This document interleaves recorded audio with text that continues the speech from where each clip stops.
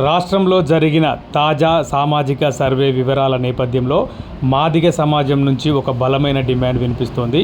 మాదిగలే రాష్ట్రంలో అధిక సంఖ్యలో ఉన్నారని తేలిన తరుణంలో ఆ వర్గానికి చెందిన వ్యక్తి ముఖ్యమంత్రి కావాలనే ఆకాంక్షను మాస్ రాష్ట్ర అధ్యక్షులు జన్ను రాములు వెల్లడించారు.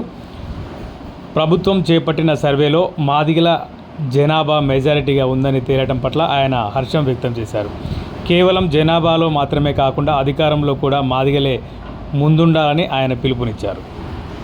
రాష్ట్ర ప్రభుత్వం చేపట్టిన సర్వేలో మాదిగలే మెజార్టీగా ఉన్నారని ప్రకటన చేయడం చాలా సంతోషకరమైన విషయం.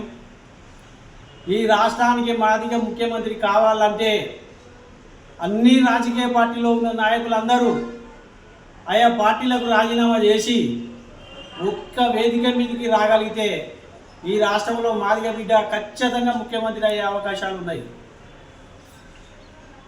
ఎదిగిన వాళ్ళంతా ఆయా రాజకీయ పార్టీలలో చేరి చోటే మోటే పదవులతో సరిపుచ్చుకొని ఇంత జనాభా కలిగిన మనం ఎంత వెనుకబడ్డామో ఒకసారి మీరు అందరూ ఆలోచన చేయాలి.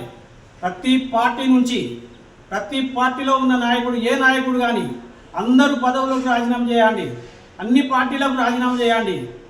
మాదిగలంతా ఒక్క తాటి మీద నిలబడగలిగితే ఈ రాష్ట్రంలో దళిత బిడ్డ ముఖ్యమంత్రి అవుతాడు అనే వాయిస్ పేరు వస్తుంది. అది మనందరికీ కూడా గర్వకారణం.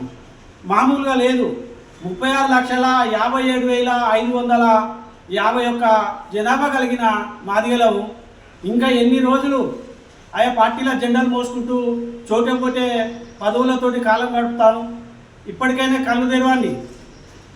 అందరు కళ్ళు తెరిచి మాదిగ జాతి అంతా ఒక తాటి మీద వస్తే ఈ రాష్ట్రానికి తొలి ముఖ్యమంత్రి ఒక మాదిగ బిడ్డ అవుతాడని మేము ఆశిస్తున్నాం.